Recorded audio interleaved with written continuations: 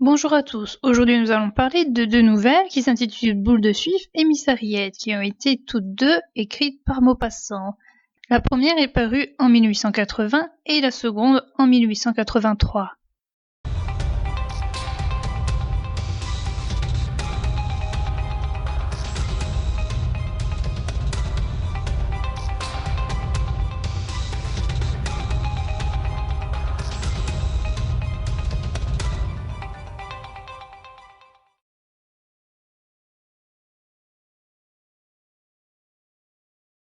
Un groupe de personnes voyage en calèche afin d'aller voir des ruines.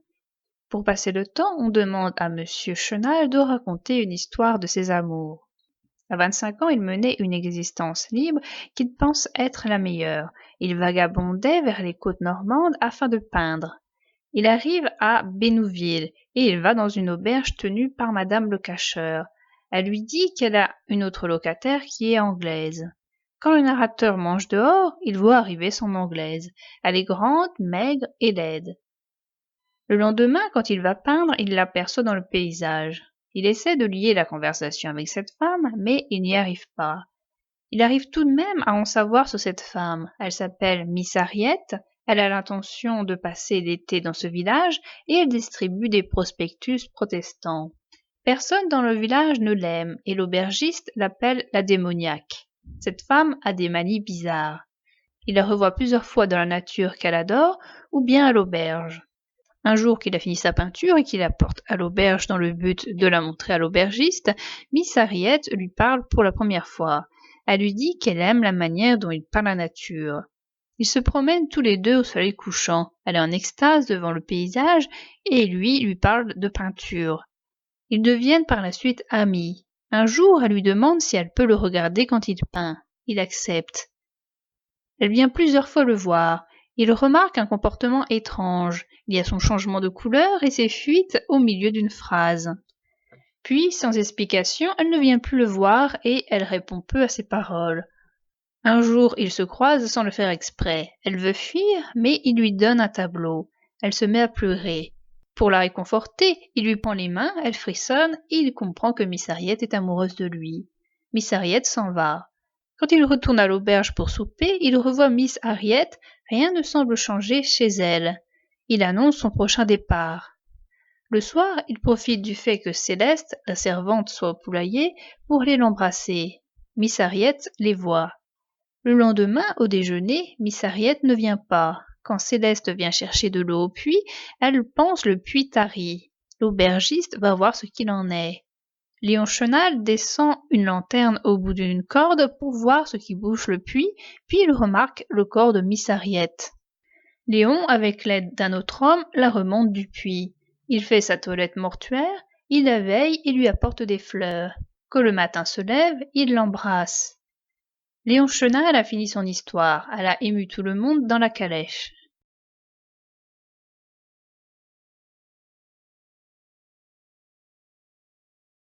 Les Prussiens envahissent la ville de Rouen lors de la guerre franco-prussienne de 1870-1871. Les Prussiens s'installent dans les maisons où ils sont logés et nourris. Ils prennent les richesses des habitants. Une calèche va partir, permettant à certains habitants de fuir l'occupation. Cette calèche comprend Monsieur et Madame Loiseau, des marchands de vin qui se sont enrichis en vendant peu cher du mauvais vin, Monsieur et Madame Carré-Lamadon, qui sont propriétaires d'une filature, le comte et la comtesse Hubert de Bréville, qui s'occupent de politique, de Bonne Sœur, Cornudet, le démocrate, ainsi que Boule de Suif, qui est une prostituée.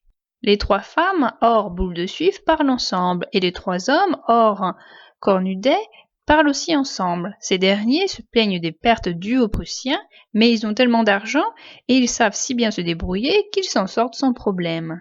La carriole va plus lentement que prévu à cause de la neige. Tout le monde a faim. Boule de Suif tire de son panier des provisions qu'elle avait prévues, car elle ne voulait pas manger dans les auberges. Elle propose à tout le monde de manger. Les voyageurs se mettent à parler à Boule de Suif, et ils semblent la traiter en amie malgré son métier de prostituée. À eux 10, il vide son panier. Ils arrivent à Tot. Malheureusement, la ville est aussi prise par les Prussiens. Un Prussien les invite à descendre. Une fois à l'auberge, l'aubergiste transmet un ordre. Un officier prussien veut voir mademoiselle Elisabeth Rousset, qui est Boule de Suif. Elle se rend à ce rendez-vous et quand elle revient, elle semble offusquée par ce qu'on vient de lui dire, mais elle ne veut pas se confier. Tout le monde monte se coucher. L'oiseau épie ce qui se passe dans le couloir. Il aperçoit et entend Cornudet avec Boule de Suif. Il a envie d'elle, mais Boule de Suif lui dit qu'elle ne peut pas faire ça à côté des Prussiens. Le lendemain matin, les gens veulent repartir, mais ils ne trouvent pas le conducteur et les chevaux ne sont pas attelés. Ils finissent par retrouver le conducteur. Il ne peut pas partir car l'aubergiste lui a transmis un ordre d'un officier prussien de ne pas partir. Les personnages vont voir l'officier et ce dernier leur dit qu'il ne veut pas les laisser partir sans donner plus d'explications.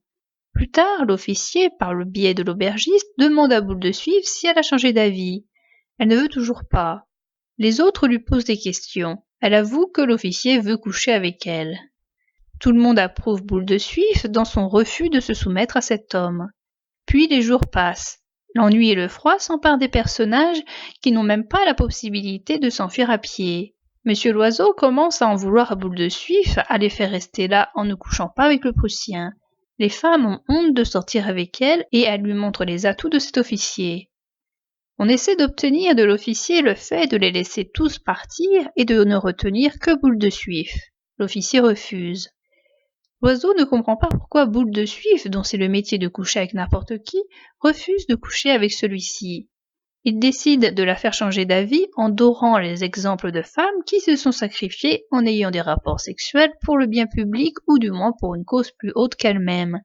Quand l'aubergiste lui repose la question, Boule de Suif lui répond encore non. Une des bonnes sœurs met en avant que Dieu pardonne les fautes quand l'individu rend service à son prochain. Le conte lui montre dans quelle situation elle les met en refusant et il parle de la qualité de la prestation qu'elle peut fournir à cet officier. Boule de Suif finit par faire ce qu'on attend d'elle. Tandis qu'elle est à l'étage dans une chambre avec le Prussien, les autres sont à l'étage du dessous.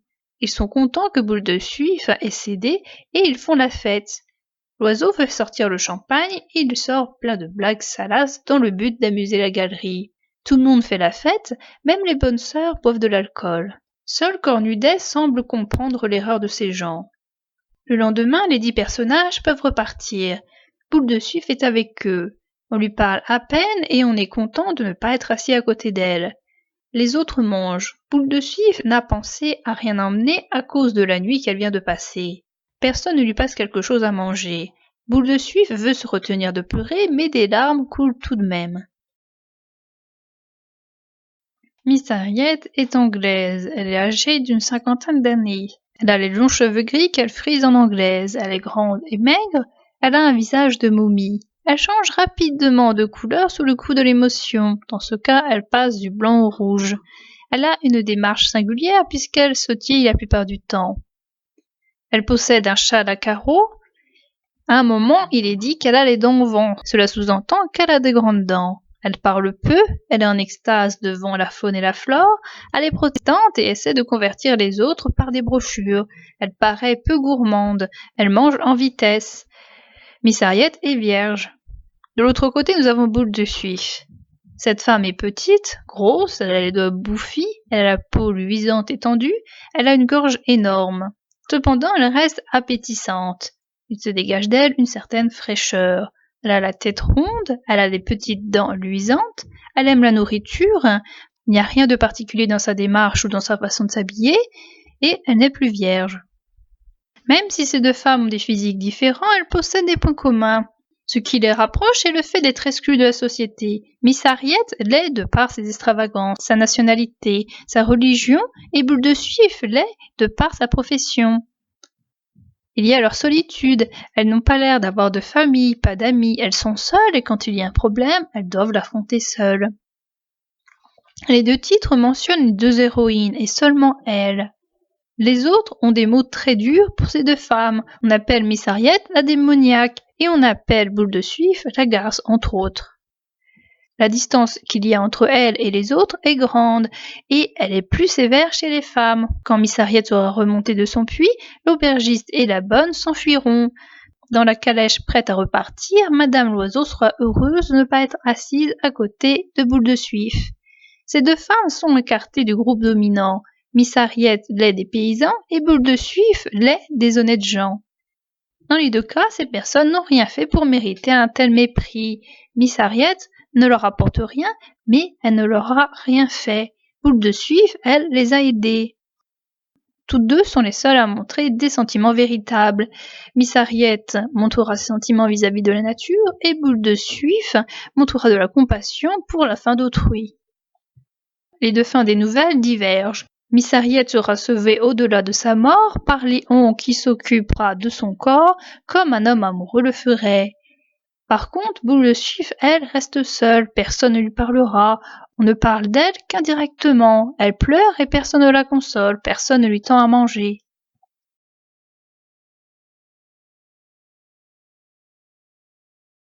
En quoi Miss Harriet est une femme extraordinaire? Elle l'est de par sa quantité de brochures qui lui vient d'on ne sait où. Elle n'a pas de mauvais sentiments, elle ne jalouse pas les autres, elle ne juge pas les autres alors que les autres ne s'en privent pas. Il y a toujours ce sentiment d'extase vis-à-vis de la nature qui semble être le seul qu'elle puisse connaître. Elle a une origine non connue que les autres lui attribuent, car ils ne peuvent pas supporter qu'une personne soit sans origine. Les gens du village voient très négativement Miss Harriet, car elle n'est pas comme eux. Elle a une autre nationalité, elle a une autre religion, elle est en extase devant la nature alors que pour eux, elle représente leur quotidien.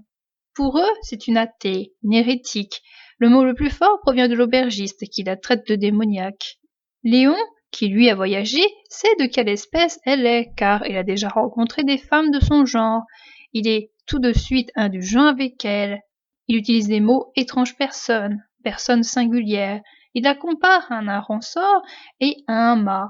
Plus le temps passe, plus il se montre clément avec elle. Il dit d'elle qu'elle est une pauvre fille, une brave créature, puis il finira par les mots être malheureux et créature humaine. On s'aperçoit que même s'il est plus indulgent, il ne fera jamais passer Miss Harriet du côté des hommes, mais plutôt d'un entre-deux. Miss Harriet attire la curiosité de Léon. Il dit pourtant avoir déjà connu ce genre de femmes et qu'elles le font normalement fuir, mais ce n'est pas le cas ici avec Miss Harriet. Il cherche son contact, il lui parle, il cherche des informations sur elle. Il n'est pas rebuté par la difficulté de lier le contact avec elle. Il n'est pas gêné par sa laideur et ses manies. Il arrive même à faire en sorte qu'ils soient amis. Ils font des sorties ensemble, il lui offre une toile. Il n'a pas envie de partir durant un bon moment alors qu'auparavant il allait d'un endroit à un autre rapidement. Il observe son comportement bizarre qui consiste en son changement de couleur et en ses fuites. Il cherche même à comprendre l'origine de ces changements dans Miss Harriet. Il lui pose même la question. Donc nous pouvons dire que Miss Harriet est bien loin d'être indifférente à Léon.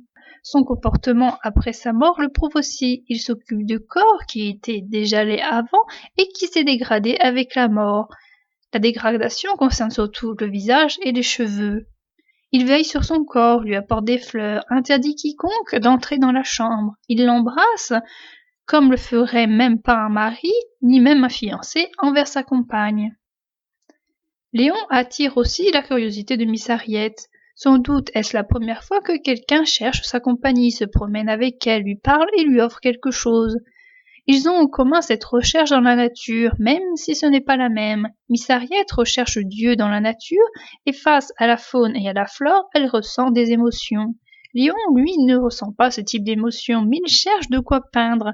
Quoi qu'il en soit, contrairement aux paysans qui sont dans la nature pour travailler, Léon et Miss Harriet sont dedans pour d'autres motifs, et c'est ce qui les rapproche. La scène où Léon rapporte sa toile à l'auberge est significative.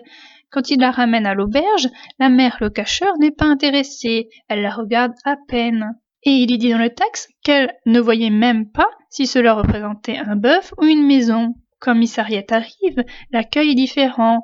Elle, qui avait à peine parlé avec Léon, dit pour la première fois son avis. Il n'a pas peint n'importe quel endroit, mais il s'agit de Saroche, qui est un endroit où Miss Harriet passe beaucoup de temps. Elle comprend alors qu'il comprend la nature différemment des paysans. Les rapports entre Boule de Suif et les autres peuvent être découpés en différentes phases. Dans la phase 1, il y a l'arrivée qui se passe mal. Les femmes traitent Boule de Suif de prostituée et de honte publique. Les femmes mettent déjà à part Boule de Suif, mais en plus, elles se solidarisent dans ce rejet. Les femmes sont liées par l'honnêteté, entre guillemets. Un groupe d'hommes se fait aussi en excluant Cornudet. Les 3 hommes sont liés dans la condescendance pour les pauvres et dans l'argent. Il y a une deuxième phase quand Boule de Suif sort son panier. L'ordre des demandes est important. C'est l'oiseau qui commence à parler de nourriture, bien qu'il soit à l'opposé dans la calèche par rapport à Boule de Suif. Boule de Suif propose d'elle-même de la nourriture à l'oiseau qui est d'accord. Ensuite, Boule de Suif fait sa proposition aux bonnes sœurs, qui elles aussi sont d'accord. Boule de Suif propose de la nourriture à Cornudet qui est d'accord. Le premier couac arrive, car pour la prochaine personne, ce n'est pas Boule de Suif qui propose ou la personne elle-même qui demande, mais c'est l'oiseau qui demande pour sa compagne. Boule de Suif donne son accord ensuite. Ce n'est pas la personne qui reçoit qui donne son accord, mais la personne qui donne. Le comte et la comtesse de Bréville ainsi que monsieur et madame Carré-Lamadon sont les derniers à ne pas avoir encore reçu de la nourriture. La femme du manufacturier tombe dans les pommes. C'est une des bonnes sœurs qui passe du vin sans rien demander à Boule de Suif. C'est comme si le vin n'était déjà plus à Boule de Suif mais à elle. Pour finir, Boule de Suif invite tout le monde.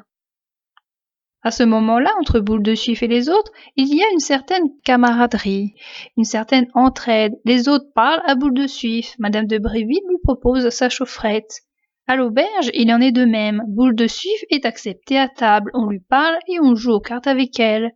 Lorsqu'ils apprennent que le Prussien veut coucher avec Boule de Suif, il y a une solidarité de la part de tous, que ce soit au niveau des hommes ou au niveau des femmes. Nous entrons alors dans la troisième phase. Le lendemain de l'entrée dans l'auberge a lieu le début de la désolidarisation. On commence à penser que Boule de Suif pourrait faire un effort. Quand ils font une sortie, 2 groupes se forment. Il y a un groupe d'hommes qui marche derrière, un groupe de femmes. Les femmes ont honte d'être vues avec Boule de Suif. Parmi les hommes, l'oiseau dit son ressentiment. Cette phase ne va qu'en s'accentuant. Les femmes parlent à peine à Boule de Suif. On conspire contre elles. Si on est aimable avec elle, le comte irait même jusqu'à lui prendre le bras, c'est juste parce qu'on veut la faire plier. Dans la 4e phase, il y a le soulagement quand Boule de Suif couche avec le Prussien. Dans cette phase, il y a des blagues, de l'amusement, des sourires et du champagne. Seul Cornudet dit son ressentiment. La 5e phase correspond à une phase de rejet.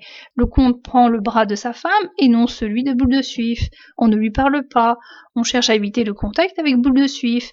2 groupes se forment et excluent Boule de Suif. On a l'impression d'avoir une copie de la première scène, sauf que cette fois-ci Boule de Suif n'a rien à manger et que tous les autres oui. Boule de Suif a fait un énorme sacrifice en couchant avec le Prussien, sacrifice qui n'existait pas lors de son départ de Rouen. Il y a un ravin entre les gens honnêtes et les autres. Les gens honnêtes entre guillemets se pensent honnêtes, ils sont riches et font tout pour le rester, ils prennent des précautions pour le rester. Ils prennent comme exemple des gens comme eux, ils profitent des autres quand ils en ont besoin, ils n'aident pas autrui même si cela ne leur coûterait pas grand-chose, ils n'ont pas de compassion, ils restent groupés entre eux. Ils sont capables de se vendre aux autres, ainsi l'oiseau saluera l'officier. Ce sont des gens radins. Il faut regarder l'exemple de l'oiseau et du champagne à l'auberge. Malgré qu'ils soient riches, ils ne peuvent pas s'empêcher de voler. L'oiseau volera le paquet de cartes à jouer. L'oiseau est l'individu qui paraît être le pire et pourtant toutes les personnes honnêtes sont pareilles que lui. L'oiseau, car il est un parvenu, emploie des mots qui proviennent de ses origines, mais les autres sont tout aussi horribles que lui, ils ne font qu'utiliser d'autres expressions. Et enfin, il y a la catégorie qui correspond à celle des autres. Les autres sont altruistes, ils compatissent. Ils s'en veulent d'aider les autres dans le sens où ils ne savent pas si aider les autres ne porterait pas atteinte à ces personnes qu'ils veulent aider. Ils s'en veulent de ne pas avoir pensé à aider autrui avant. Boule de Suif est patriote et fidèle à ses principes. Par exemple, Boule de Suif ne supporte pas l'ennemi. Elle manque de tuer un Prussien à Rouen. Elle est la dernière à sortir de la calèche lors de l'arrivée à Toth. Différents découpages peuvent être effectués parmi les personnages. Il y a tout d'abord un découpage par profession. Ensuite, il y a un découpage qui relie les hommes. Eux parlent d'argent et les femmes parlent de leur modèle féminine, de valeur. Ces 2 découpages ne sont pas les plus importants. S'il existe, il n'existe qu'un temps. Le découpage le plus important est celui de l'honnêteté. Dans ce cas-là, tous sont unis contre celui ou celle que l'on pense méprisable, car non honnête. C'est le pire des découpages, car on n'adresse pas la parole à cette personne, on ne l'aide pas. Envers cette personne, on a un sentiment de dégoût, de répulsion. On fait attention à ne pas entrer en contact physique avec cette personne. Le texte lui-même ne respecte pas Boule de Suif. Dans la calèche, elle est la dernière décrite. La description commençant par le fond de la calèche, là où sont les meilleures places. Boule de Suif sera la dernière décrite par l'auteur. De même, on est longtemps sans connaître le véritable nom de Boule de Suif. Quand on nous la présente pour la première fois, on nous la nomme que par son nom. Son nom ne sortira de la bouche que de l'aubergiste. De plus, on utilise son nom que pour demander des services sexuels. En 5 minutes, nous fûmes d'accord, et je déposai mon sac sur le sol de terre d'une pièce rustique, meublée d'un lit, de 2 chaises, d'une table et d'une cuvette. Elle donnait dans la cuisine, grande, enfumée, où les pensionnaires prenaient leur repas avec les gens de la ferme et la patronne, qui était veuve. Je me lavai les mains, puis je ressortis. La vieille faisait fricasser un poulet pour le dîner dans sa large cheminée où pendait la crémaillère noire de fumée. « Vous avez donc des voyageurs en ce moment ? lui dis-je. Elle répondit, de son air mécontent, « J'once une dame, une anglaise d'âge. Elle occupe l'autre chambre. » J'obtins, moyennant une augmentation de 5 sols par jour, le droit de manger seul dans la cour quand il ferait beau. On mit donc mon couvert devant la porte, et je commençai à dépecer à coups de dents les membres maigres de la poule normande en buvant du cidre clair et en mâchant du gros pain blanc, vieux de 4 jours, mais excellent. Tout à coup, la barrière de bois qui donnait sur le chemin s'ouvrit, et une étrange personne se dirigea vers la maison. Elle était très maigre, très grande, tellement serrée dans un châle écossais à carreaux rouges qu'on l'eût cru privée de bras si on avait vu une longue main paraître à la hauteur des hanches tenant une ombrelle blanche de touriste. Sa figure de momie, encadrée de boudins de cheveux gris roulés qui sautillaient à chacun de ses pas, me fit penser, je ne sais pourquoi, à un aransor qui aurait porté des papillotes. Elle passa devant moi vivement, en baissant les yeux, et s'enfonça dans la chaumière. Au bout de 3 heures de route, l'oiseau ramassa ses cartes. Il fait faim, dit-il. Alors sa femme atteignit un paquet ficelé, d'où elle fit sortir un morceau de veau froid.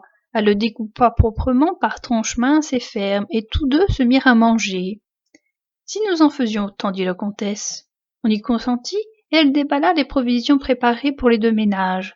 C'était, dans un de ces vases allongés, dont le couvercle porte un lièvre en faïence pour indiquer qu'un lièvre empâté gît au-dessous, une charcuterie succulente, où de blanches rivières de lard traversaient la chair brune du gibier, mêlée à d'autres viandes hachées fin. Un beau carré de gruyère, apporté dans un journal, gardait imprimé, fait divers, sur sa pâte onctueuse. Les 2 bonnes sœurs développèrent un rond de saucisson qui sentait l'ail, et Cornudet, plongeant les 2 mains en même temps dans les vastes poches de son paletot-sac, tira de l'une 4 œufs durs et de l'autre le crouton d'un pain. Il détacha la coque, la jeta sous ses pieds dans la paille et se mit à mordre à même les œufs, faisant tomber sur sa vaste barbe des parcelles de jaune clair qui semblaient, là-dedans, des étoiles. Boule de Suif, dans la hâte et l'effarement de son lever, n'avait pu songer à rien, et elle regardait, exaspérée, suffoquant de rage, tous ces gens qui mangeaient placidement. Une colère tumultueuse la crispa d'abord, et elle ouvrit la bouche pour leur crier leurs faits avec un flot d'injures qui lui montait aux lèvres, mais elle ne pouvait pas parler tant l'exaspération l'étranglait. Personne ne la regardait, ne songeait à elle. Elle se sentait noyée dans le mépris de ces gredins honnêtes qui l'avaient sacrifiée d'abord, rejetée ensuite, comme une chose malpropre et inutile. Alors elle songea à son grand panier tout plein de bonnes choses qu'ils avaient goulûment dévorées, à ses 2 poulets luisants de gelée, à ses pâtés, à ses poires, à ses 4 bouteilles de Bordeaux, et sa fureur tombant soudain comme une corde trop tendue qui casse, elle se sentit prête à pleurer. Elle fit des efforts terribles, se raidit, avala ses sanglots comme les enfants, mais les pleurs montaient, luisaient au bord de ses paupières, et bientôt 2 grosses larmes, se détachant des yeux, roulèrent lentement sur ses joues. D'autres les suivirent plus rapides, coulant comme des gouttes d'eau qui filtrent d'une roche, et tombant régulièrement sur sa courbe rebondie de sa poitrine. Elle restait droite, le regard fixe, la face rigide et pâle, espérant qu'on ne la verrait pas. Mais la comtesse s'en aperçut et prévint son mari d'un signe. Il haussa les épaules comme pour dire « Que voulez-vous, ce n'est pas ma faute ». Madame Loiseau eut un rire muet de triomphe et murmura « Elle pleure sa honte ». Les deux bonnes sœurs s'étaient mises à prier après avoir roulé dans un papier le reste de leur saucisson. Alors Cornudet, qui digérait les œufs, étendit ses longues jambes sous la banquette d'en face, se renversa, croisa ses bras, sourit comme un homme qui vient de trouver une bonne farce, et se mit à siffloter la Marseillaise. Toutes les figures se rembrunirent. Le chant populaire, assurément, ne plaisait point à ses voisins. Ils devinrent nerveux, agacés, et avaient l'air prêts à hurler comme des chiens qui entendent un orgue de barbarie. Il s'en aperçut, ne s'arrêta plus. Parfois même il fredonnait des paroles. Amour sacré de la patrie, conduis, soutiens nos braves voyageurs. Liberté, liberté chérie, combat avec tes défenseurs.